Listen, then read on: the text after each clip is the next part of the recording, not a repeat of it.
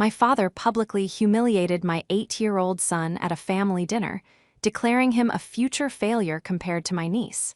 He didn't realize I was secretly funding his golden granddaughter's entire education. So, I cut the checks immediately, and their world crumbled. This is where the story truly begins, and you won't want to miss what happens. Make sure you're subscribed to see it through to the end. We're always curious. Where in the world are you all watching from today? Let us know in the comments. The breadsticks were cold. That was the first thing I noticed, though my mind was racing too fast to truly care about the culinary failings of Le Jardin. I was vibrating with a specific kind of exhaustion, the kind that settles deep in your bones after a 60-hour work week, only to be dragged out to a mandatory family celebration on a Sunday night. I looked across the table at my son, Ethan. At 8 years old, he was already shrinking in on himself, his small shoulders hunched up toward his ears as if he were trying to disappear inside his polo shirt. He was pushing a single green bean around his plate with a fork, his eyes fixed intently on the vegetable to avoid making eye contact with anyone. He hated these dinners. To be honest, so did I, but obligation is a heavy chain, and my father, Stephen, was an expert at yanking it. "Abigail, you haven't touched your wine," my sister, Sarah, chirped from across the table.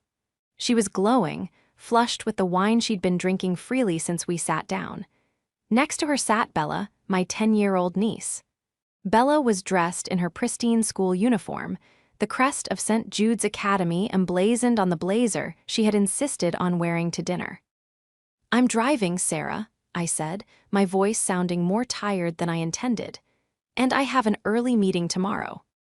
Always the grind, Stephen boomed from the head of the table. He was a large man, taking up space not just physically, but atmospherically. When Stephen was in a room, the air grew thinner for everyone else.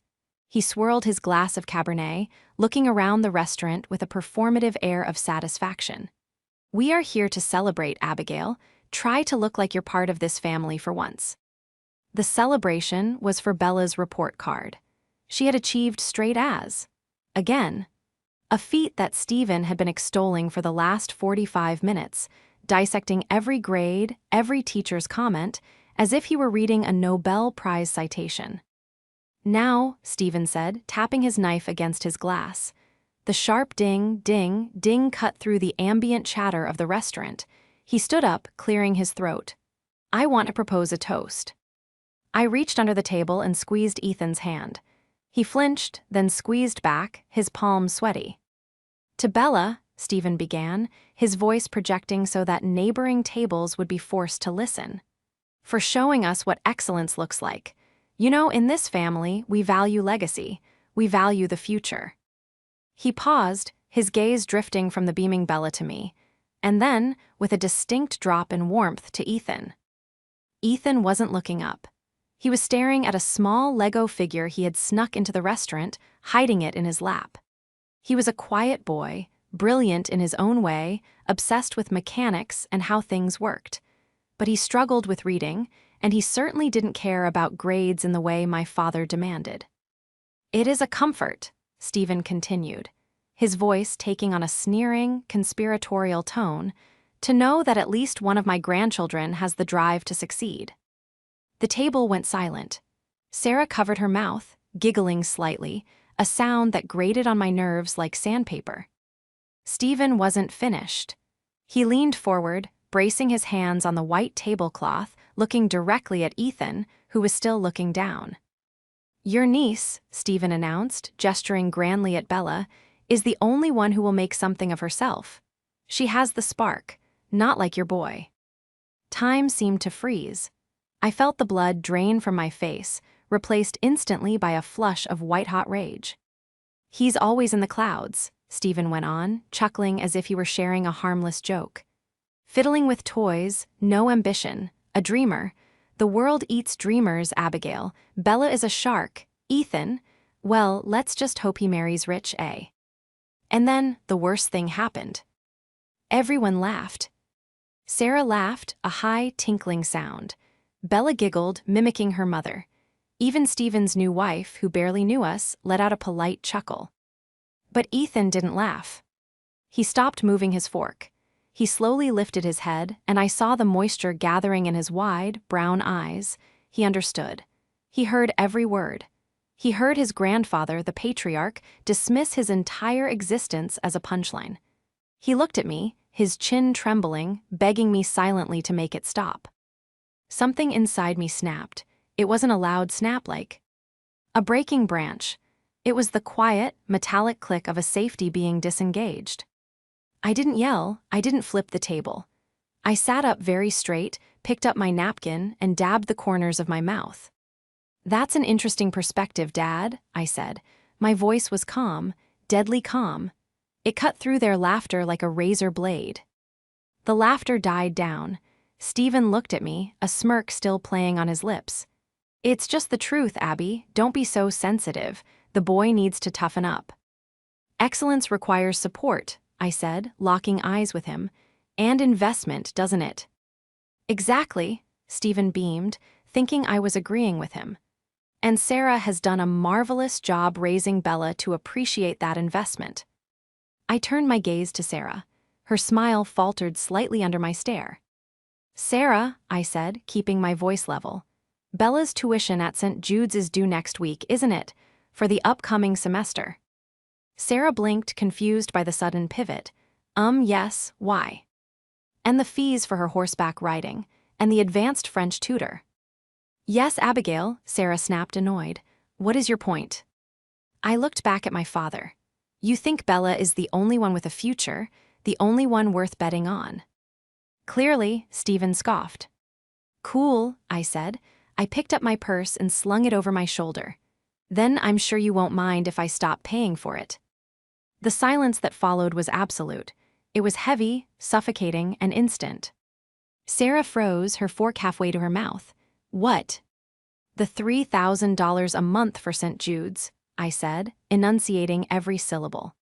"The riding lessons, the tutors, all of it. Since Ethan is such a poor investment and I'm just his mother, I think I should focus my finances on him. Maybe save up for that rich wife he's going to need." I stood up, taking Ethan's hand. "Come on, honey, we're leaving." "Abigail, sit down," Stephen hissed, his face turning a mottled shade of red. He gripped my arm, his fingers digging into my bicep. "You are making a scene. Please, not here." I looked at his hand on my arm, then up at his face. I didn't pull away. I just smiled, a cold, humorless smile that didn't reach my eyes. "The betrayal wasn't the insult, Dad," I whispered, leaning in close so only he could hear. "The betrayal was thinking I would keep funding your fantasy while you destroyed my reality." The walk to the car was a blur of neon streetlights and the rhythmic clicking of my heels on the pavement. I was moving fast, my hand gripping Ethan's small, warm hand so tightly I had to consciously remind myself to relax my fingers. He was practically jogging to keep up with me, his head down, the Lego figure clutched to his chest like a talisman. We reached my SUV, and I unlocked it with a beep that sounded too loud in the quiet parking lot. I buckled Ethan into the back seat, checking the straps with trembling hands. "Mom," his voice was small, barely a whisper. I paused, smoothing his hair back from his forehead. My heart was breaking for him, shattering into a million jagged pieces. "Yes, baby." "Is Grandpa right?" he asked. He didn't look at me, he was staring at the buckle. Am I not going to be anything?" The air left my lungs. I knelt there on the asphalt, ignoring the grime ruining my dress slacks. I took his face in my hands, forcing him to look at me.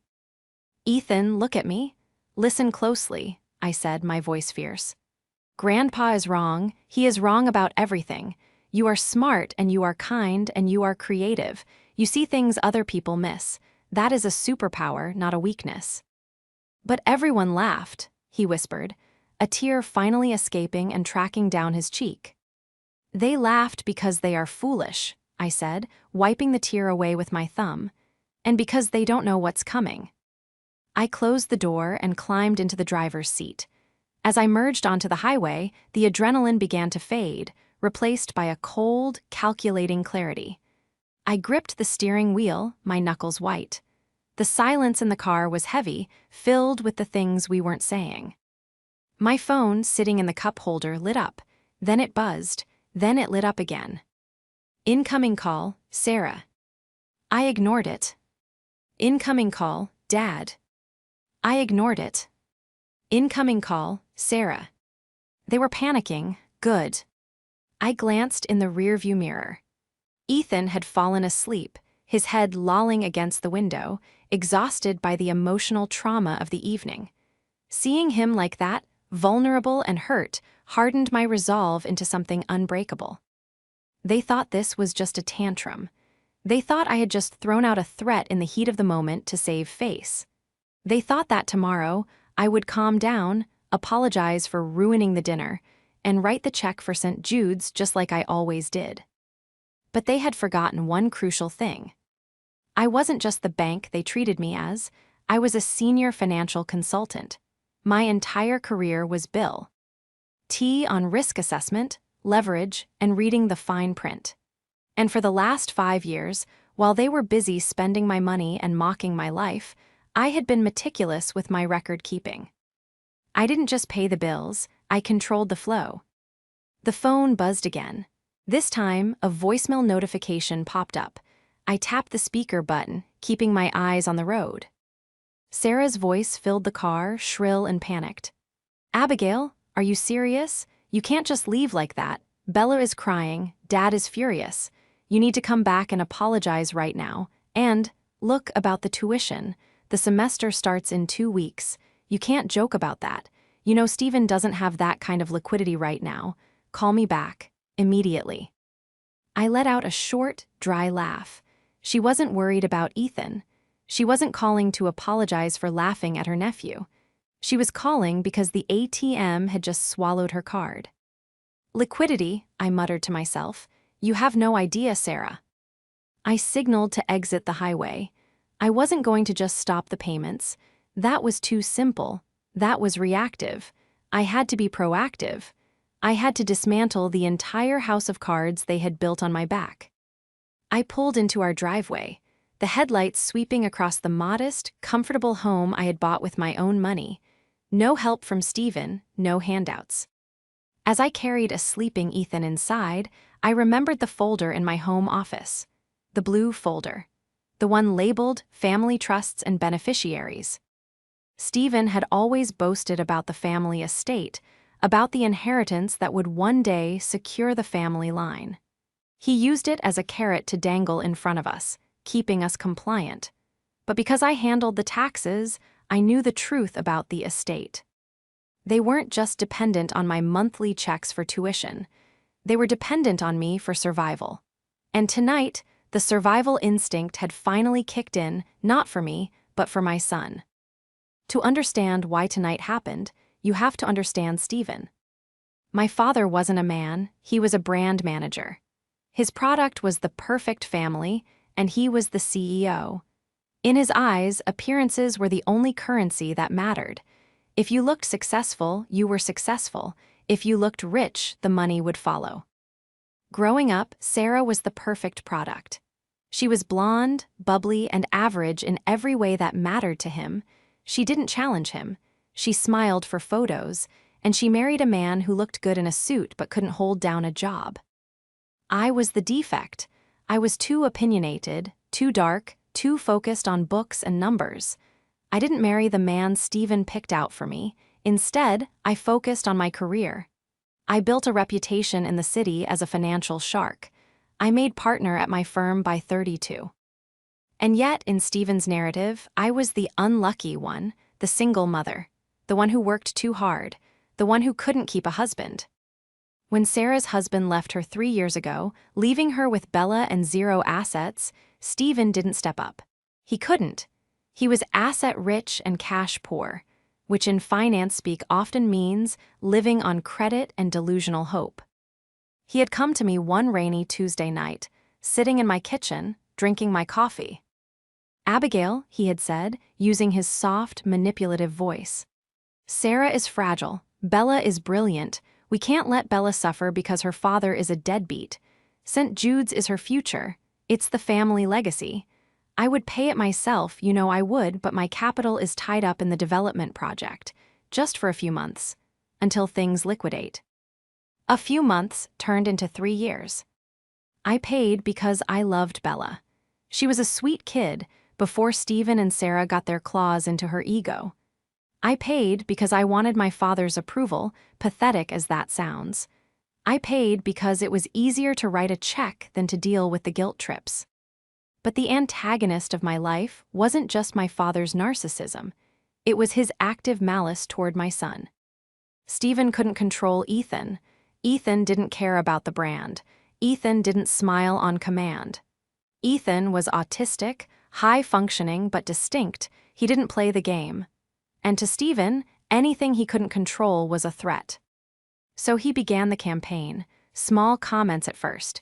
"He's a bit slow, isn't he? Why doesn't he look me in the eye? Maybe he belongs in a special school." I absorbed it all, making excuses, trying to keep the peace. I was the buffer. But tonight, the buffer had disintegrated. I sat at my desk, opening the blue folder. Inside were the bank statements I had access to, not mine, but theirs. Because I managed the family portfolio, a glorified pile of debt and bad investments, I had power of attorney on several accounts to move money for them. I looked at the transactions. While I was paying $3,000 a month for tuition, plus another $1,500 for expenses for Sarah had been busy. Nordstrom, $400. Spot-a-la-Mer, $250. Jardin deposit for tonight's dinner, $500. I stared at the paper. They had used my money to pay for the dinner where they humiliated my son. The audacity was breathtaking. It was almost impressive in its sociopathy. My phone buzzed again, a text from Stephen. "Stop this nonsense immediately. You are embarrassing the family. We need to discuss the tuition payment schedule. It's due on the 1st. Don't punish Bella for your insecurity." My insecurity. I looked at the photo of Ethan on my desk. He was holding a robot he had built from scratch, smiling that rare, genuine smile that lit up the room. I wasn't insecure, I was furious. I pulled up my email and drafted a message to the bursar at St. Jude's Academy. I didn't send it yet. I needed to be smarter than that. I needed to investigate exactly how deep their financial rot went. If Stephen was desperate enough to grab my arm in a restaurant over a tuition threat, it meant he wasn't just illiquid. It meant he was drowning. And I was the lifeguard who had just decided to go on break. I picked up my phone and dialed a number I hadn't used in a while. It was late, but I knew he would be up. "Marcus," I said when the voice answered. Marcus was a forensic accountant I worked with on high-stakes divorce cases. "I have a job for you. It's personal. I need you to pull everything on Stephen Miller's LLCs. I think he's hiding debt, and I need to know exactly how much." "Trouble in paradise, Abby?" Marcus asked, his voice rough with sleep but interested. "No," I said, staring at the text from my father. "Paradise is burning down. I just want to make sure I'm holding the gasoline." The morning sun was too bright, glaring through the kitchen blinds with an aggressive cheerfulness that felt entirely inappropriate. I sat at the island, nursing a black coffee that had long since gone cold, watching Ethan pack his backpack. He moved with a sluggish heaviness that wasn't natural for an 8-year-old. Usually, he would be bouncing on the balls of his feet, rambling about the structural integrity of the Death Star, or asking if we could buy a new servomotor for his robotics kit. Today, he was silent. He tucked his Lego figure deep into the side pocket of his bag, checking twice to make sure it was hidden. "Ready, bud?" I asked, forcing a lightness into my voice that I didn't feel. "Yeah," he mumbled, shouldering the bag. He didn't look at me. "Mom, do I have to go to school? Bella, she might tell people." My heart clenched. St. Jude's, where Bella went, was a private academy across town. Ethan went to a specialized public magnet school for STEM and arts. They didn't share a campus, but in the small ecosystem of our family, the fear of social contamination was real. "Bella isn't at your school, honey. And even if she was, she has no power over you. You are your own person. You are smart, Ethan. Don't let a bad dinner change what you know is true." He nodded, but the slump in his shoulders didn't disappear. I dropped him off, watching him walk into the building without looking back. That image, his small form retreating into the crowd, burdened by an insult thrown by his own grandfather, calcified the anger in my chest. It turned it from a hot, reactive rage into something cold, hard, and permanent. I drove straight to my office in the financial district. I didn't go to my desk immediately. Instead, I went to the legal department on the 14th floor to see David, a colleague who specialized in estate law. "Abigail," David said, looking up from a stack of briefs, "you look like you're on a warpath. Everything okay?" "I need to clarify the terms of the Miller family trust," I said, placing the blue folder on his desk. "Specifically, the clause regarding the removal of beneficiaries and the powers of the trustee." David raised an eyebrow. "The trust your father set up 10 years ago, I thought that was just a tax shelter for the property." "It was," I said. "He put everything in my name as the trustee because he was being sued by a contractor at the time. He wanted to hide his assets. He made me the legal owner of the deed to his house and the condo Sarah lives in to protect the legacy. He always assumed I was just a placeholder, a rubber stamp."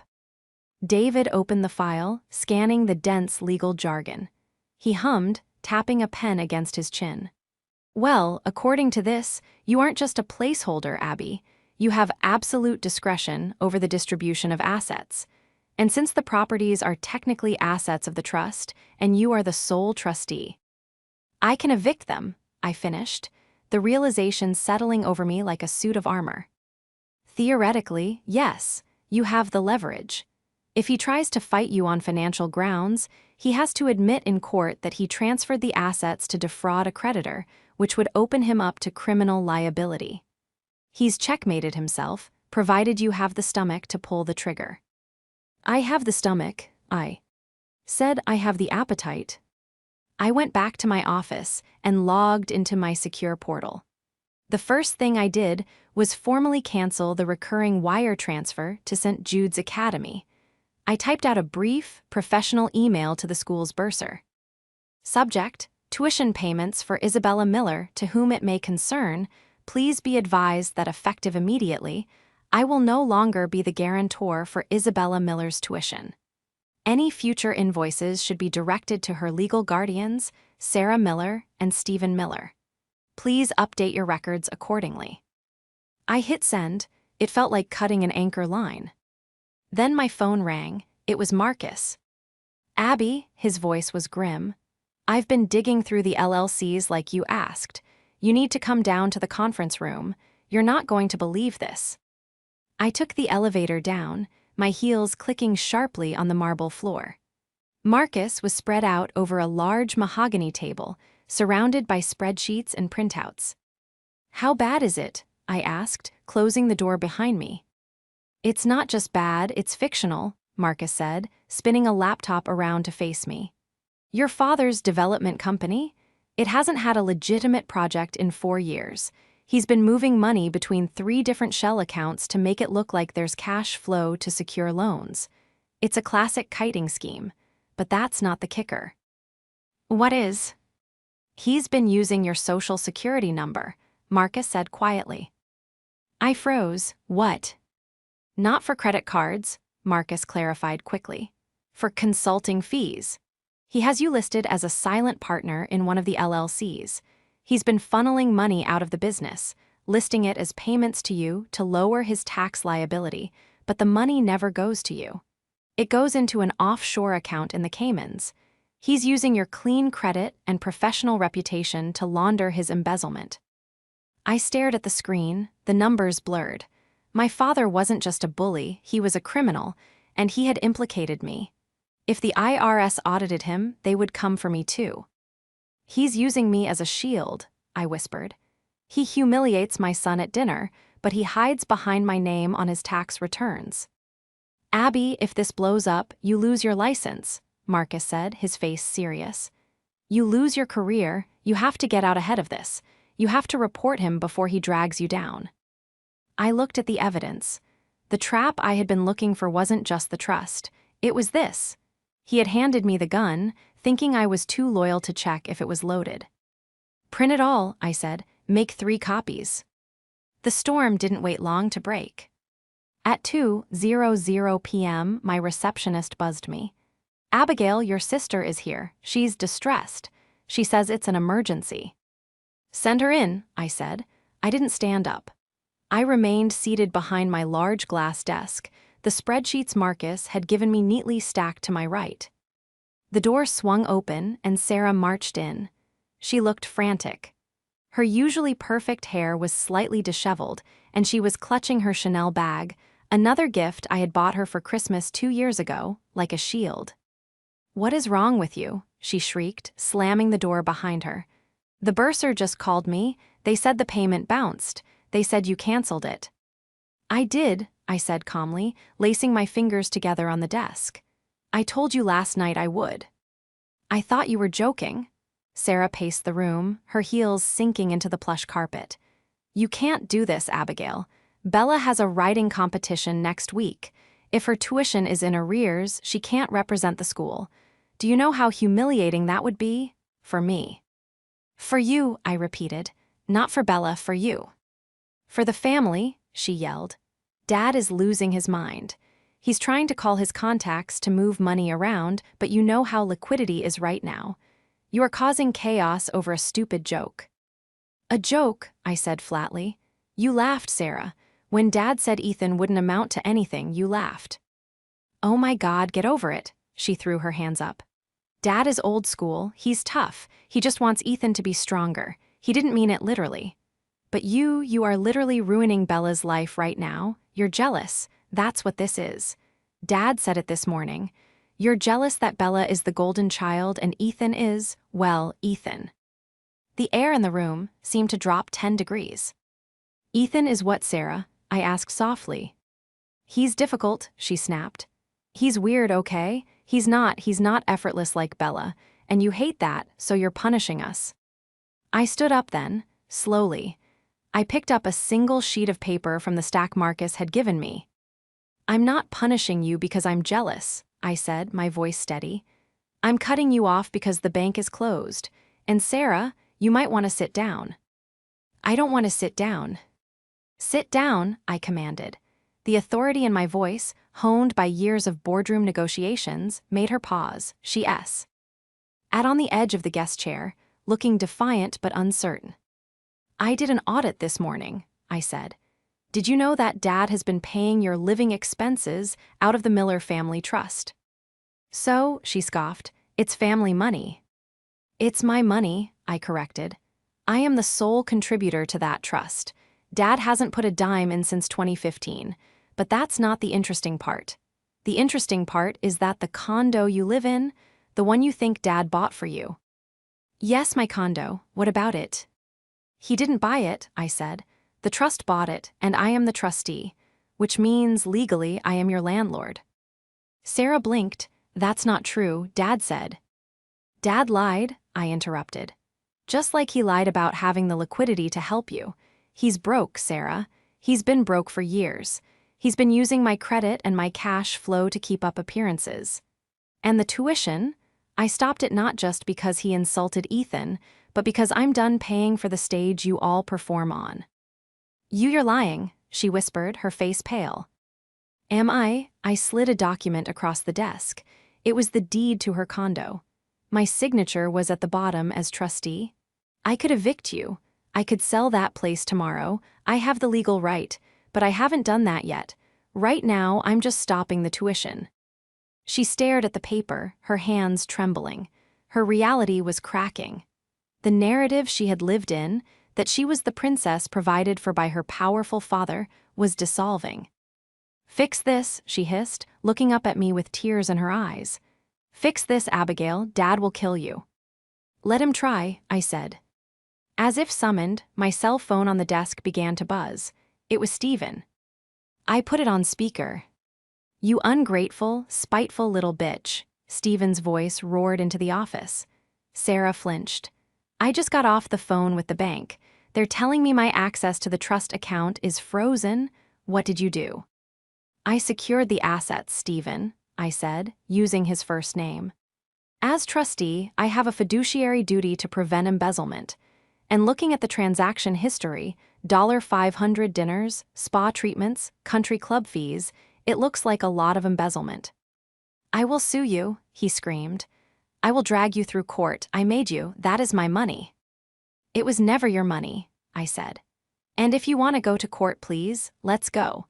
I have a forensic accountant sitting in the next room who would love to explain to a judge why you've been using my social security number for tax fraud. There was a silence on the other end, a long, heavy silence.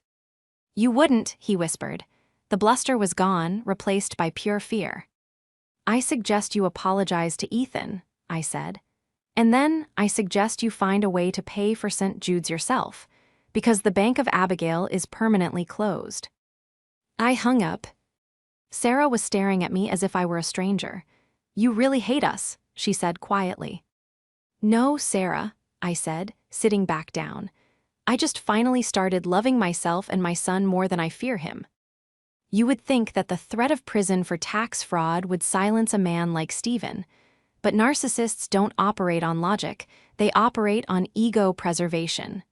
When cornered, they don't surrender. They explode.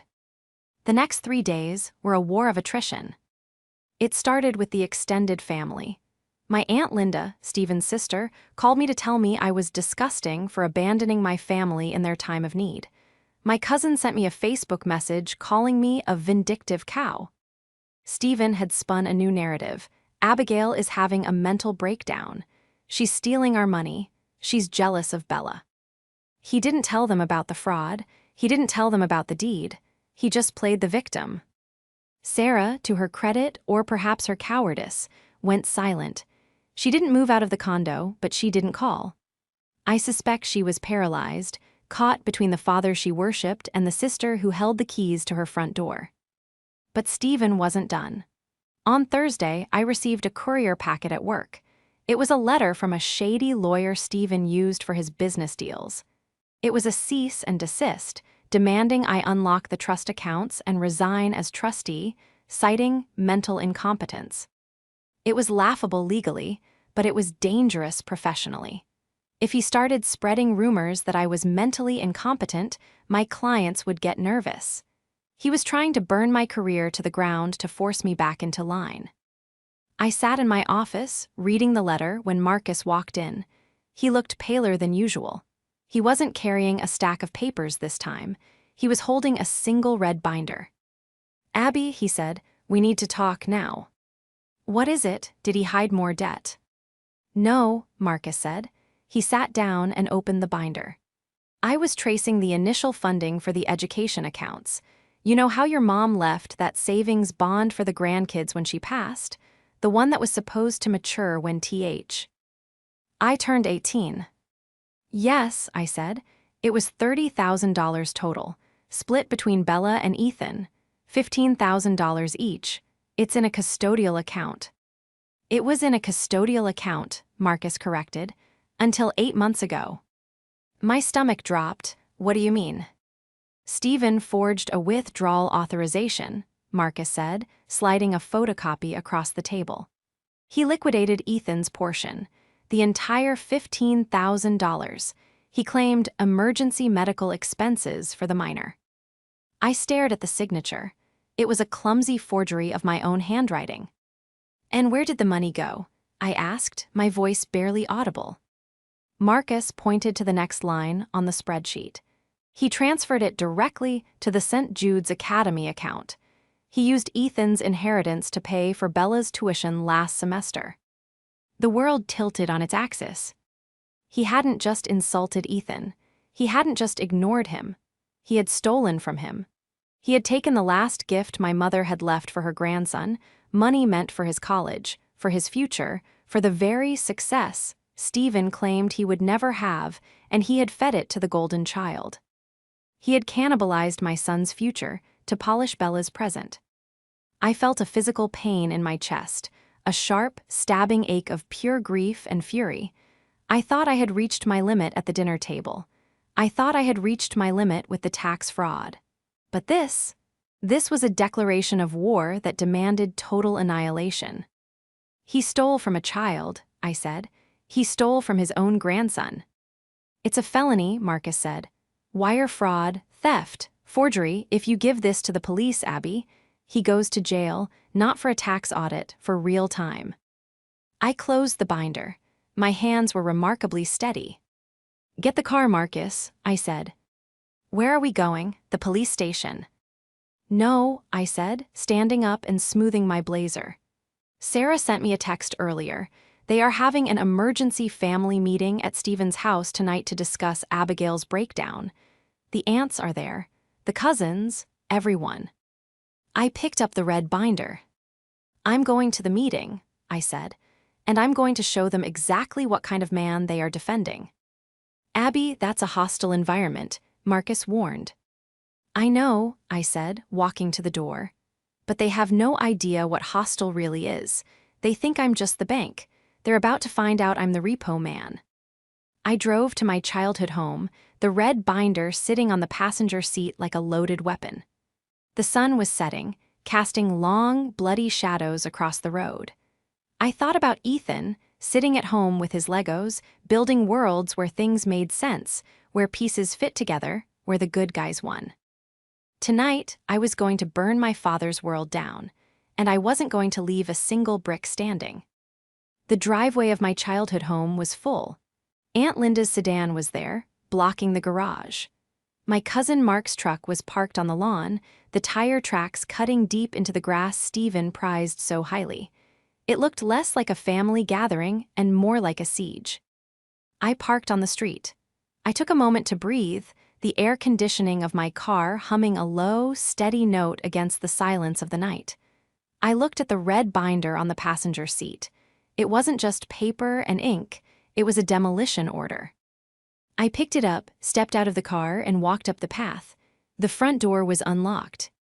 When I walked into the living room, the conversation stopped instantly. They were all there, a tribunal of the concerned. Stephen sat in his high-backed leather armchair like a king in exile, swirling a glass of scotch. Sarah was curled up on the sofa, looking red-eyed and anxious. Aunt Linda, a woman who thrived on other people's misery, stood by the fireplace with her arms crossed. "She's here," Linda announced, her voice dripping with judgment. "We were just discussing whether we needed to call a wellness check on you, Abigail." "Save your minutes, Linda," I said, walking to the center of the room. I didn't sit down, I didn't take off my coat. "I'm perfectly well." "Are you?" Stephen spoke up, his voice booming with that practiced paternal disappointment.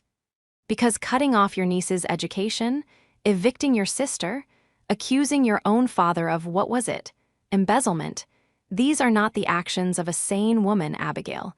These are the actions of a hysterical, jealous daughter." "Jealous," I repeated, tasting the word. "That's the narrative, isn't it? That I'm jealous of Sarah, jealous of Bella." "We all know you've struggled," Linda chimed in, stepping forward. "Since the divorce, since Ethan's diagnosis, it's been hard on you. We forgive you, Abby, we really do. But you need to sign over the control of the trust back to your father. He knows how to manage these things. You're clearly overwhelmed." Sarah looked at me, her eyes pleading. "Just sign it, Abby, please. Dad says if you sign it, he won't press charges for slander. We can go CK to normal." I looked at Sarah. I actually felt a flicker of pity for her. She truly believed that normal was a place we could ever return to. "There is no normal," I said softly.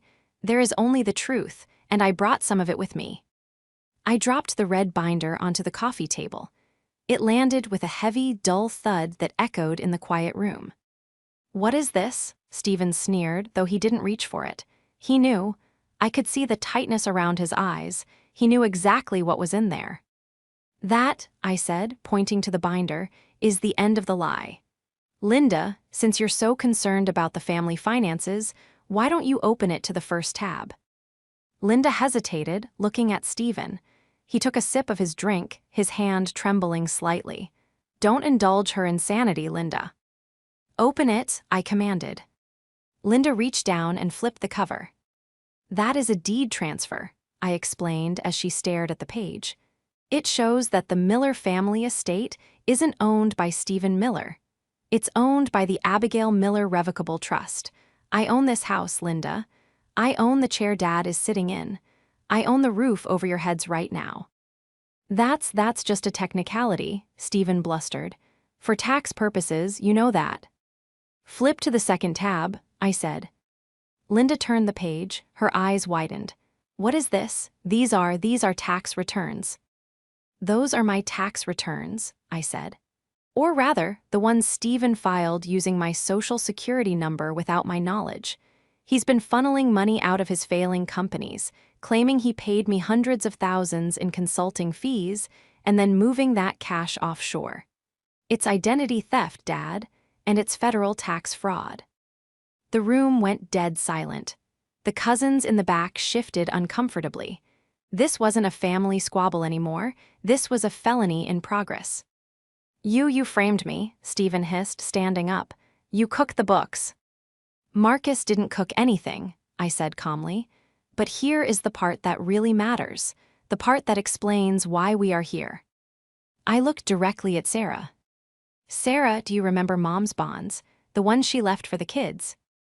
Sarah nodded slowly. The college fund, for when they turn 18. Turn to the last tab, Linda, I said.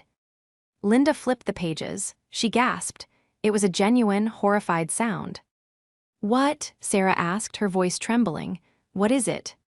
It's a withdrawal slip, I said, my voice hardening into steel.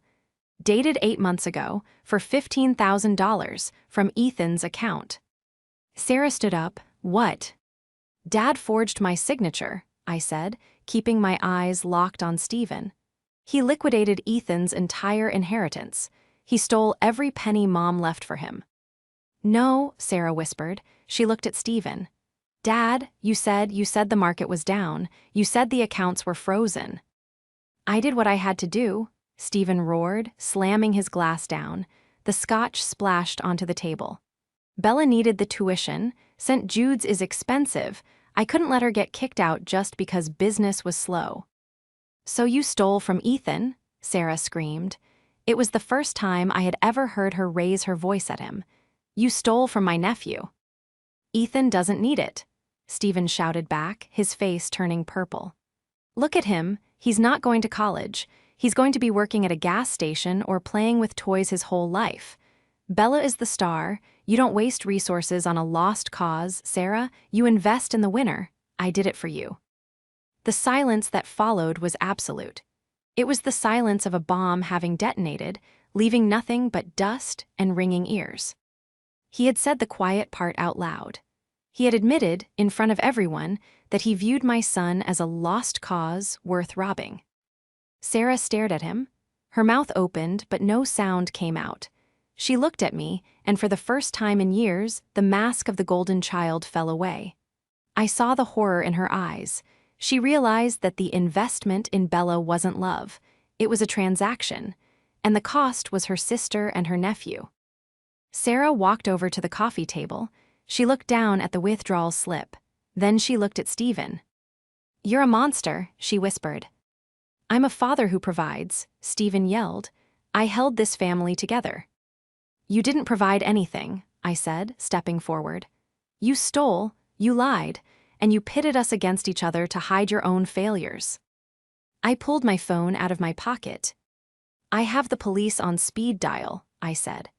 I have enough in this binder to put you away for 10 years, Dad. Minimum. Between the identity theft, the tax evasion, and the theft of a minor's funds, you are done. Stephen sank back into his chair. He looked suddenly old, defeated. The bluster evaporated, leaving a small, scared man. Abby, he wheezed, you wouldn't, I'm your father. And I'm a mother, I replied, and you messed with my cub. I turned to the room, the party eye. S over. Linda, Mark, get out. Sarah, you can stay if you want, but if you leave with them, don't ever call me again. Linda and the cousins didn't say a word. They shuffled out the door, heads down, desperate to distance themselves from the blast zone. Sarah stood there, shivering. She looked at Stephen, who was staring at the floor. Then she looked at me. I didn't know, she sobbed. Abby, I swear to God, I didn't know he took Ethan's money. I know, I said softly. Sarah took a deep breath. She grabbed her purse. She walked over to Stephen, looked at him one last time with pure disgust, and then walked to my side. I'm coming with you, she said. We left him there, alone in the house he didn't own, with the drink he couldn't afford, staring at the evidence of his own destruction. The fallout was swift, brutal, and entirely necessary. I didn't call the police that night. I gave him 24 hours to surrender himself. To his credit, or perhaps just his desire to control the narrative one last time, Stephen turned himself in the next morning for fraud. His lawyer, realizing the sheer volume of evidence Marcus and I had compiled, advised him to plead guilty to avoid a drawn-out public trial that would have humiliated him even further. He is currently serving a 5-year sentence in a minimum security facility. I haven't visited him. I don't plan to. The Miller estate was liquidated. I sold the big house. It was full of bad memories and termites anyway. The proceeds from the sale went to paying off the debts he had racked up in my name and settling the tax liens.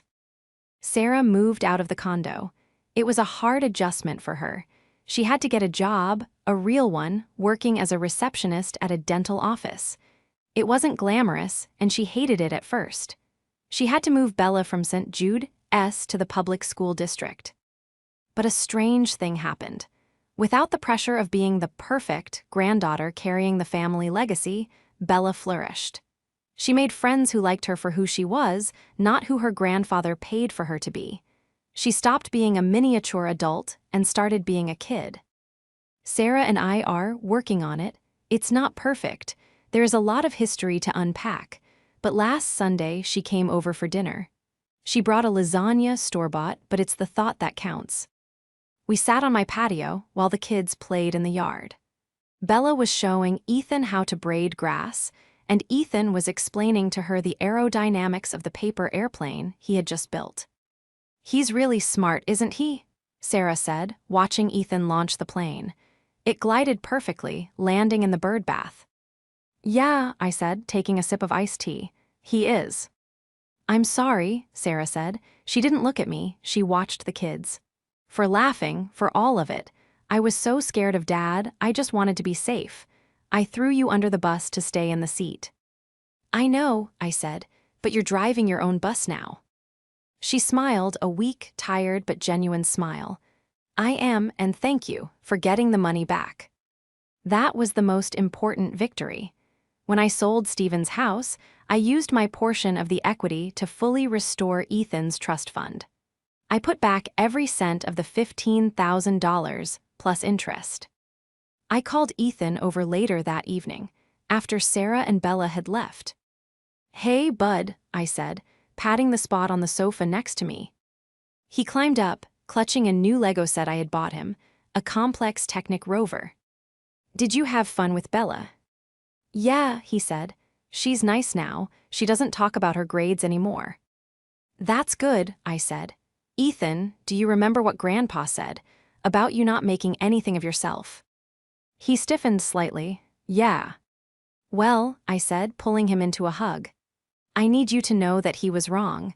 But just in case you ever doubt it, I secured your future. You have a college fund again, or a start your own robotics company fund. Whatever you want it to be, you have options, Ethan, you have a future. He looked up at me, his brown eyes wide and serious. Because I'm a good investment. I laughed, hugging him tighter. No, baby, because you're my son, and you are priceless. We sat there for a long time, listening to the crickets, the weight of the last 10 years finally lifting off my shoulders. I had lost a father, yes, but I had saved my son. And looking at the way he focused intently on the instructions for his new rover, building his world piece by piece, I knew I had made the trade of a lifetime. Stephen was right about one thing: legacy is important, but he was wrong about what it means. Legacy isn't a name on a building or a tuition receipt from a fancy school. Legacy is breaking the cycle. Legacy is protecting the people you love from the people who claim to love you. And sometimes, Legacy is simply having the courage to walk away from the table when the joke is on you.